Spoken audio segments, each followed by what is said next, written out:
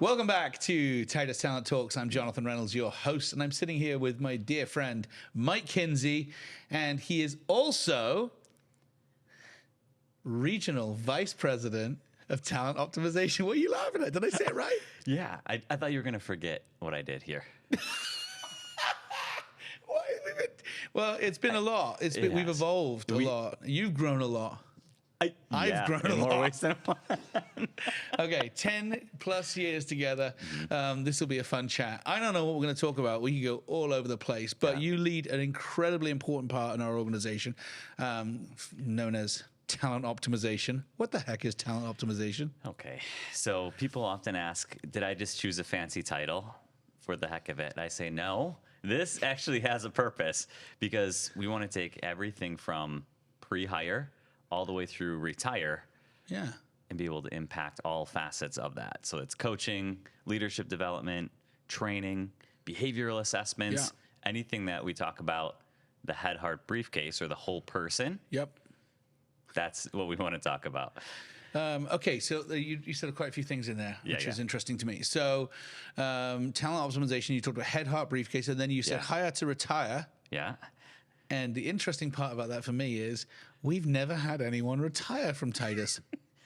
Well, other people that we've worked with have had people retire before, but no one's retired from Titus yet. Like, how do we become experts of something we've never actually seen anyone retire yet? Who do you think is going to be the first person to retire from here? Honestly? Yeah. Scott Seefeld. The president and integrator? Yeah. Dude, I didn't even see that one coming. We should talk about that. We should. Yeah. We'll talk about it on a different show, but maybe we should have him here present for that. But okay, cool. So talent optimization, like talk about more. I want to understand what you do here. Okay, so there's a few different facets to what we actually do. One being we put a behavioral assessment. Can I say the name of the behavioral assessment? Of course you can. Here? Yeah. Okay, it's called Predictive Index. We own the podcast. We own the That's right. Am I breaching any contracts here? So we use the Predictive Index, which is a behavioral and cognitive assessment. There's hundreds of assessments within the industry, but what we love about it is there's 70 different languages that you can take it in. Whoa. And so it's something that you can actually be on a level playing ground when a candidate is completing it. But it also only takes 5 minutes to take the behavioral assessment versus hours that some assessments have. And so candidate experience is critical in getting that data. And what do you do with this data? Then we get the data. So let's take a step back and talk head, heart, briefcase. Okay, with this, all right? So usually companies, when they interview or they're hiring somebody, they look at the briefcase, which is professional accomplishments, achievements. It's their resume. It's what's on LinkedIn. They say, got it, you've got the experience, you're hired. But usually people are hired for what they know, and they're fired for who they are. Yeah. So we need to figure out, who are you? Yes. Right? Okay. That's the part where I think Titus does really well, is the heart portion of that. What are the live values? Yeah. But the head is, how are you naturally wired? We don't want somebody who's naturally wired to be an accountant being in commission-only outside sales. So people have a natural wiring to be accountants?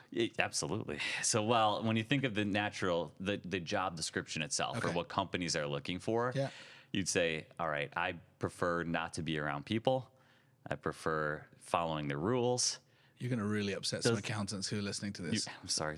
Actually, I don't know how many accountants listen to this, but well, maybe someday if this lives. Yeah. They would probably not enjoy front-facing, high-risk sort of role, right? True, and so it's not that somebody can't do it. That's not the reality. Is people flex all the time. We talk to somebody with that accountant profile in outside sales. Their motivation was to make a lot of money for their kids. Yeah. Well, what is the level of engagement long term? Right. That determines a lot in terms of retention and burnout, all that kind of stuff. Exactly. Yep. So one of the things which you and I've been fascinated by a long time back was just how quick and short people actually look at resumes. Like average was 6 seconds, is that right? Yeah. 6 seconds looking at a resume and determining whether they move forward or not. And so when you say 6 seconds, like, boop, look at the resume, looking at some, I remember you showed me one time like a, what do you call that? The heat map, yeah. Heat map of where people's eyes go. Yeah. Like they look at their name. Right. Then they look at their education and they look at their last history. Is that like where people spend the first 6 seconds? That's it. Is littered with assumptions. Yeah. Unfortunately, right? You're looking at somebody's name and saying Discard or move forward. Yeah. Okay. Exactly. And so then when we move forward, the understanding is that the rest of the interview process is to validate what we already believe to be true. 100%. Okay. Well said. Yeah. How do people use a resume as a data point but not get caught up in bias? Not many people are doing it. That's what's happening right now is people are looking at a resume and saying, this seems to align with the keywords that we want.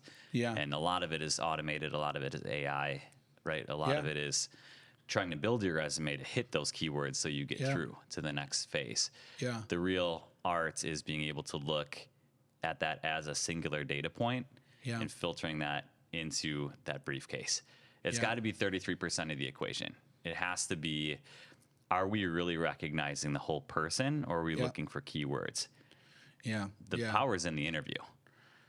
Totally. I remember back in the day, before Titus, I was working with a national, third largest recruiting firm in the world, and it was amazing to me how people would they would get so excited about a resume. They were just like, "This is the one. I love it. Let's do it. I want to meet that person. They're the one." And they just get really, really kind of convincing themselves that this is the one. I'm like, you don't see. And then the worst part was I sat in an office where people who are commissioned recruiters, and they would ask candidates, "Can I change your resume with a few keywords in here? Because I know that this client, basically, I can land you this great job if we have these few words on here." And they hadn't even got the experience in it. Right. Like, I literally saw people fudging and lying about resumes and telling candidates who are job seekers, "This is what you need to do to get the job." I'm like, what? Absolutely. So you got to. How do you eliminate all of that stuff? You have to interview them. That's the issue. Is you can do the same thing with a behavioral assessment as well. Yeah. I can tell you what I think you want me to be.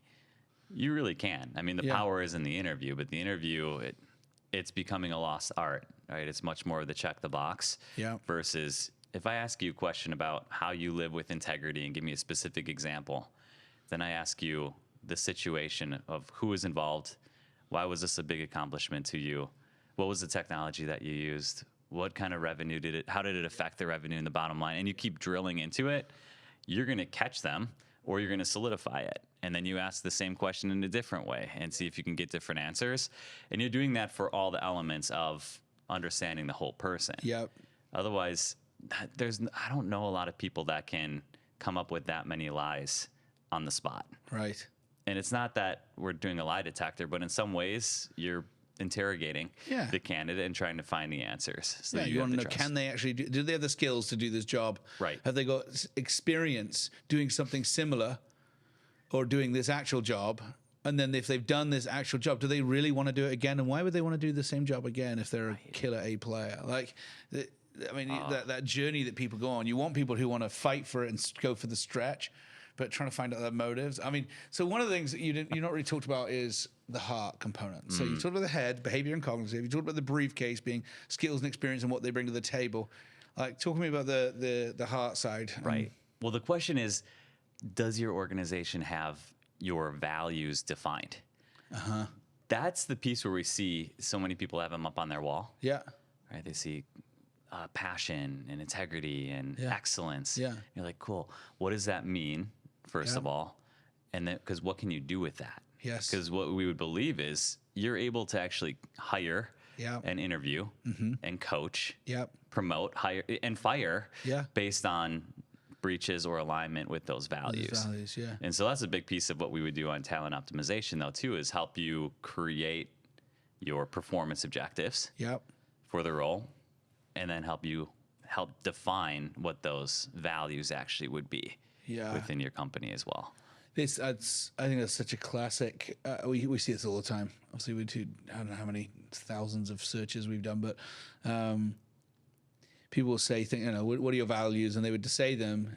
And I'm like, okay, so what does that actually mean in your organization? The classic integrity line, like, oh, integrity is very important. I'm like, oh, okay. So if somebody came and interviewed with our company And I say, well, what did you tell your boss you're doing today? It's like Monday morning at 11 a.m., you know? And they're like, oh, she said I was at the dentist. You know, I'm like, oh, that's funny. Yeah. Or the old classic dentist, doctor. Yeah. But that's a lie, right? You're like, well, I mean, it's a white lie. I'm like, really? Is that what it is? Is that a lie or a white lie? Or if I hire you and you join our company, 6 months down the road, you say you're going to the dentist or the doctor, what do you think we're thinking? Yeah. Like, we're actually thinking, I've heard this before. And they weren't doing that. Yeah. Oh, it was when they joined us. So we would eliminate people purely based on that. Like, it's not worth the risk.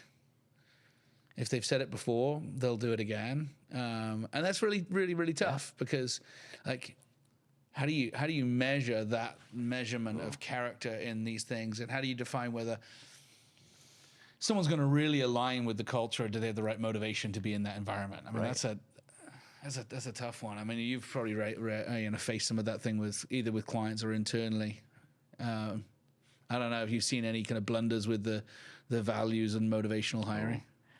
Yeah, a lot. I mean, because again, it comes down to the keywords again of what you're looking for and what you're trying to hear. We just noticed that the probability of somebody aligning with those values and you being able to uncover those is dependent upon your organization and how much you actually live by those values. Yeah. Because when it becomes part of your culture and you have that defined, it's a lot easier to have the conversation, really drill into it. I guess it's the definitions and behaviors probably, like rather than the words. Like, what does that actually look like by way of behavior? I heard you say that. Like, what does it look like by behavior? Like, what is the normal behavior in this department? And because you want to avoid hiring the ones who are not going to, you know, the square peg round hole type deal. Well, and if you define it by behavior, like you say, you'll have a lot more questions you'll be able to ask. If we break down integrity, for example, and you say ethically unwavering, always do the right thing. Stand up for somebody when you see a client doing something wrong, right? There's all these different things that you can say. When was the time that you saw a client misbehaving and you had to stand up for one of your teammates? When was there's a lot of different interview questions and examples you should be able to get. Yeah, that's good. That's good. What about, you've had people come and go. Yeah. You're an excellent leader here at Titus, very well respected. You've had teams of people have joined you, people have left you. Yeah. I know, well, you and I talk about this. We're both kind of heart leaders. You know, we lead with our heart on our sleeve, and we deeply care about people. And how do you process that when people come and go, or not come, but when they leave? How do you navigate some of that stuff? Yeah, I've been coached before to not let things be personal when it comes to people, because people are so unpredictable in so many different ways. But I care this much, it's impossible for it not to be personal. Yeah. And so I feel a lot better, and I can process a lot better when I know that I've done everything the right way. Yeah. Because I know that there's been people who have left because I've made mistakes as a leader before, and that hurts me a lot more than when somebody's going off to do something that more aligns with their heart, right? Their interest level, because the reality is not everybody's going to be interested in what we do on the talent optimization side or at Titus. Yeah, or forever, right? Or forever. They enjoyed it for the time they were here, but now they're moving on. Yeah. It's still challenging in that way, but what I think is beautiful about the way that we do things at Titus, and especially as more heart-based leaders, is I'm always looking for not only managing the person, but you're actually trying to think of how this impacts their life and their family. Yeah. And everything around them, because I want to celebrate wins for how that influences all aspects of their life. Yep. Rather than just how does this impact our bottom line or their next promotion and paycheck. Right. Yeah. And so when I know it's for the best interest of them, it's a lot easier to handle. When people choose to leave your organization, they can give sometimes they give some notice. Yeah. So, and because well, let me say it this way. Because you lead very well with, quite a vulnerable leader, authentic leader, and you share your heart with people, and that's why you say it feels personal. Right. They can be more open with you, and they feel safe. Yeah. to share things with you about their kind of hopes and dreams and when they're planning on making a move or when they're going to leave or whatever. It's like, whoa, they're your friends.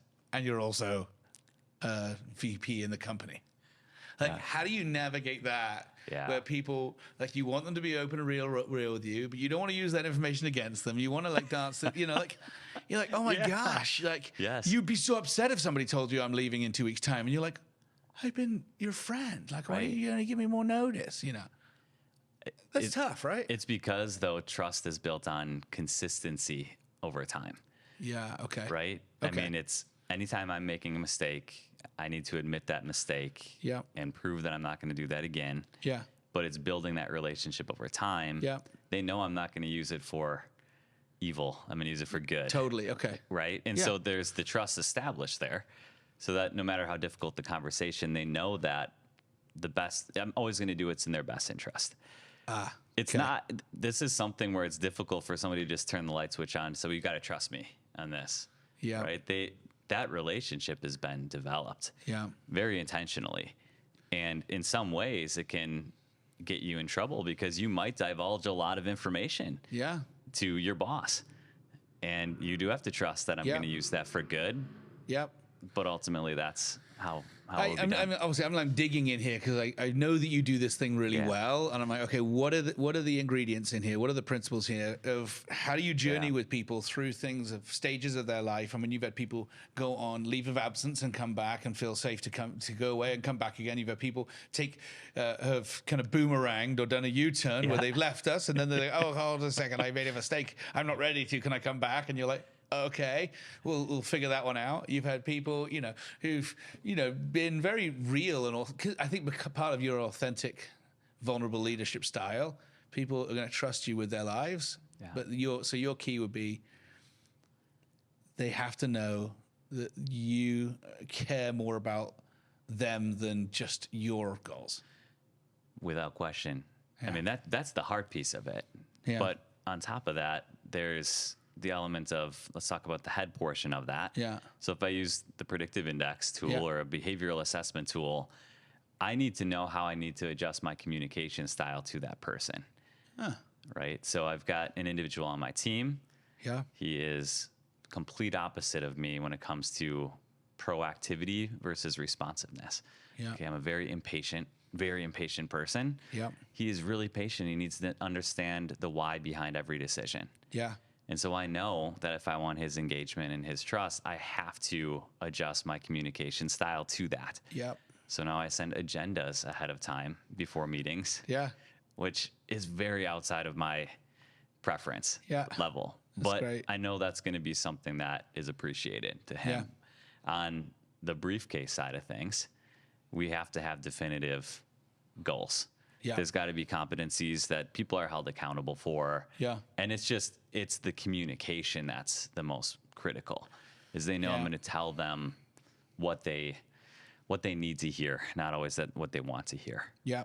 Yeah. So that's following the process. No, it's good. I think it's just observing you over the last decade as you've grown as a leader. Like you've had to adapt a lot. Yeah. To the different types of people on your team, which is cool. I mean, I know you teach classes on this stuff about how to adapt for the people on your team versus say, well, this is my leadership style, deal with it or leave. That would be me. That would be me. Like, here I am. Well, take it or leave it. No. You don't give yourself enough credit for that. You really don't, because that's an element where I think you don't need a tool for it. You have it intrinsically.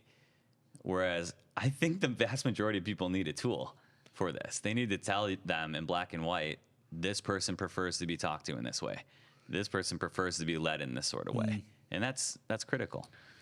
Yeah, I mean, I was recently just talking about even understanding when you're speaking to a big group of people that obviously everyone's different in the group, and you've got to try and hit on all the different wirings. Like, totally. Okay, say this information for this person, say this, say it this way for this person, say it with this feeling and emotion for these people. You're like, oh my gosh, you got to hit all of the different cerebral buckets, to actually communicate better. And I'm like, flip, man, this is so hard. But I think you do adapt really, really well on that side.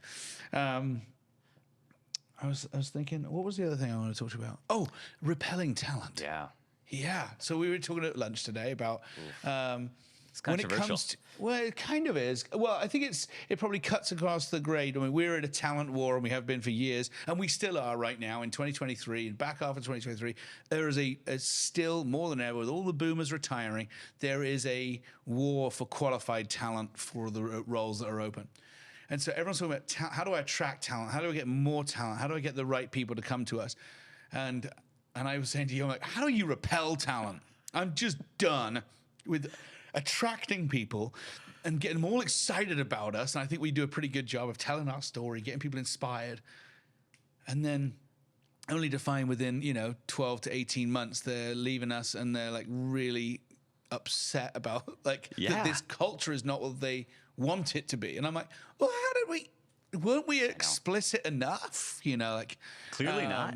You're like, well, I don't, what about this and what about this and what about this? And I'm like, okay, we'll do a better job of covering that issue so that you don't get upset next, Right. But I don't want any more of those people, But just thinking about how do you repel talent? Specifically, what's one person who's left us that you're so glad they left us? No, I'm joking. I'm just kidding. I'm just joking.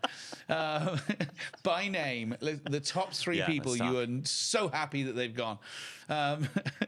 No, but how do you? I don't have any thoughts on this one because I'm still kind of just processing myself. But how do you, if you look through history of Titus, our DNA, like what would be some of the characteristics of people that you would say, I would first say the mistakes that we've made. Yeah. Almost always we didn't follow process. I know that sounds weird because I'm not usually a process guy. Yeah. But we skimped on one of the sections. Mm-hmm. We're like, this is the right person, right? Yeah. They come highly recommended from this individual. Yeah. We got to move forward or we're going to lose them. Totally. Like, got it. But at the sacrifice of quality process, or following the process, right? And so that is piece number one. But some of the things were, I don't think they were prepared ultimately for our culture. And I don't think they were prepared necessarily for the responsibility, as well as the privilege of being fully remote. Yeah. A virtual environment means you have complete freedom to run your own business at a consultant level. Yeah. And there's a lot of people not ready for that. They want the office experience. They want more process of $1 billion company. Yeah. We don't have it. Yeah. And so for me, I've tried to, within interviews, painting a bit more of a bleak picture on what the role actually looks like. And what you the talk about loneliness and stuff. Just talk about how lonely it is and how you you never really talk to sure? anybody. You will not see anyone. Have you seen the TV show Alone? Yeah. Yeah, it's like that. like that. It's like that. You have to build your own shelter. You got to try and find your own food. I mean, I do try to scare them a little bit. Well, yeah. Because I feel like every time we amp them up, it's almost like overselling and under delivering.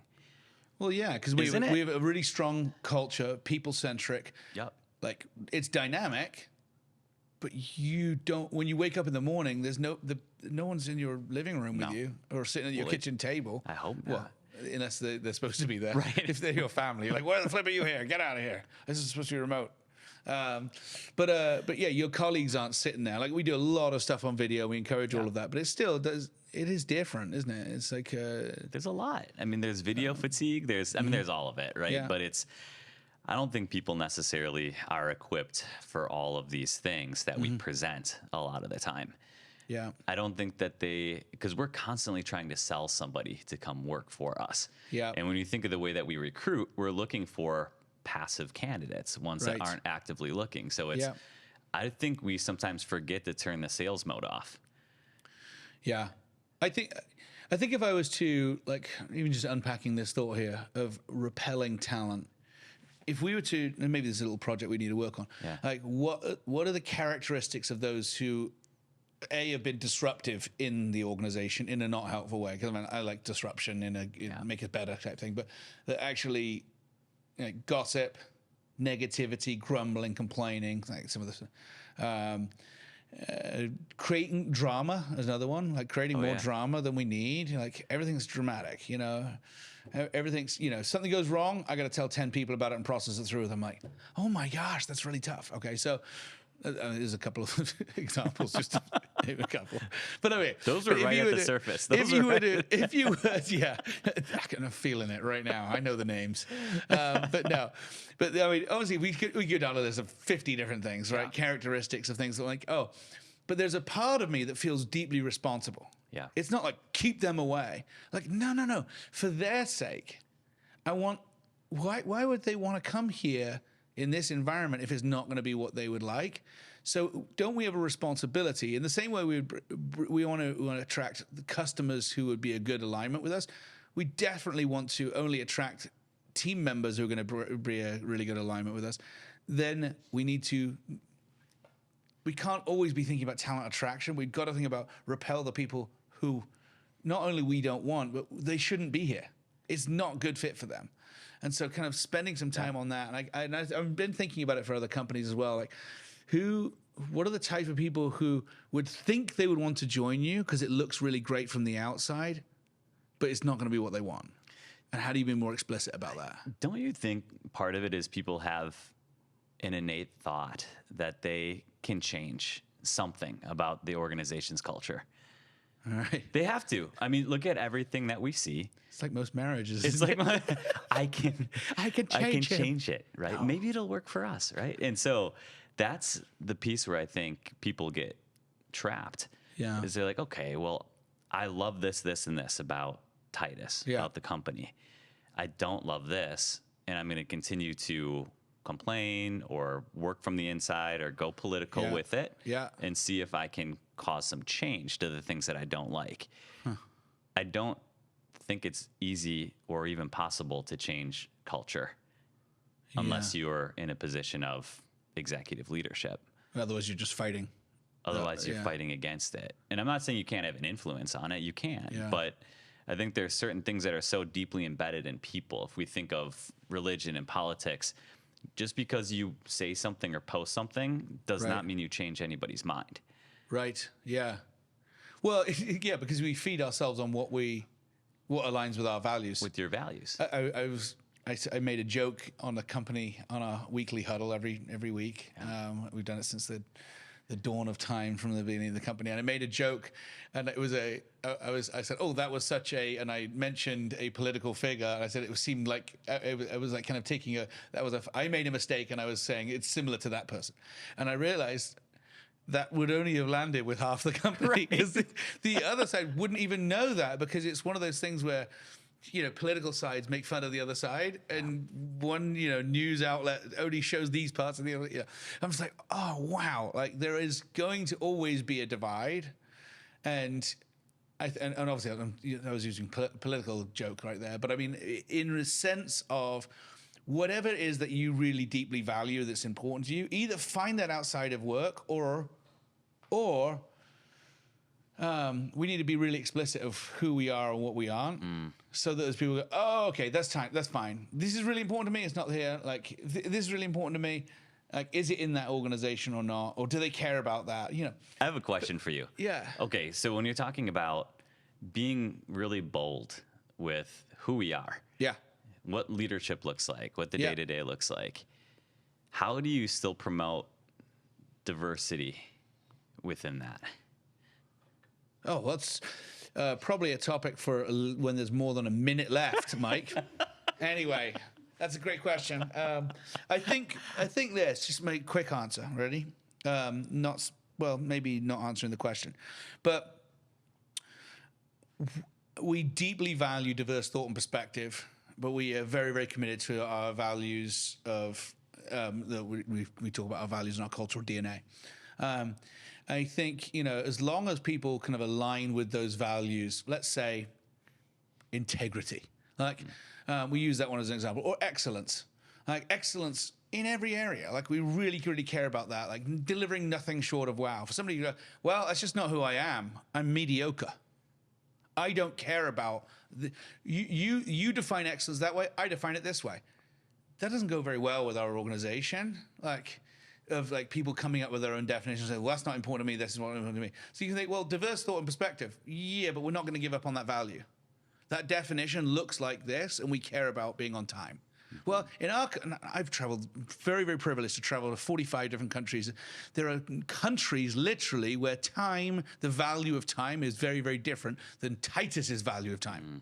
Like you show up to meetings on time, whereas like I've been in cultures where you show up to a wedding like days late, like it's very different definitions. So for us, we've defined what that value looks like. Now, we love diverse thought and perspective, but you can't come and change that value. Does that make sense? Yeah, completely. So I think those are some tough ones because, like, you go, what level do you go down to? It's like, oh, I deeply care about your life, your personal life, and things like that. Like what does that actually look like in reality? And these are really tough ones and way, way bigger than we have time for right here today. Right. And I probably wouldn't be willing to stick on video just yet. That's good. Well, Mike, thanks so much for coming. It's always a privilege to sit with such a good friend. So thank you. Likewise. Thanks, you have Jonathan. An amazing impact and influence on not just our company, but just so many of our clients around the world, and really appreciate it. Thanks, Jonathan. Alrighty. See you.